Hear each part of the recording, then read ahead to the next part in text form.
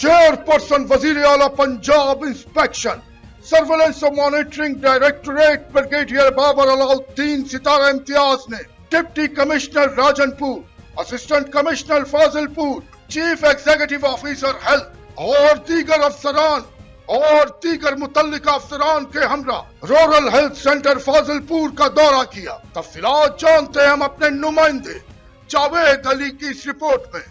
Chairperson وزیر اعلیٰ Punjab inspection surveillance اور monitoring directorate brigadier Babar Alauddin ستارہ امتیاز ملٹری رے نے deputy commissioner Rajan, assistant commissioner فاضل پور، چیف ایگزیکٹو آفیسر ہیلتھ اور دیگر متعلقہ افسران کے ہمراہ رورل ہیلتھ سینٹر RHC فاضل پور کا دورہ کیا۔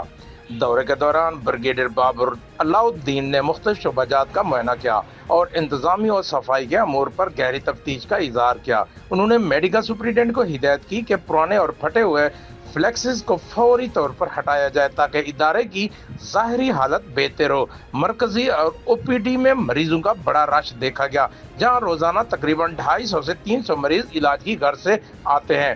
بریگیڈیئر نے مریضوں کا بڑا رش دیکھا، جہاں بریگیڈیئر باہر سے مریضوں اور ان کے لواحقین سے ملاقات کی اور علاج کی سہولیات کے بارے میں دریافت کیا۔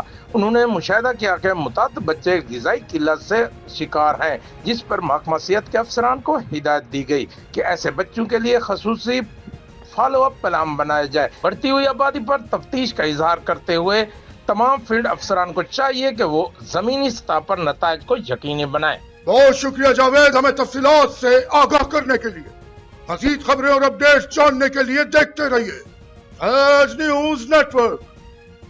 فیض نیوز، فیض سب کے لیے۔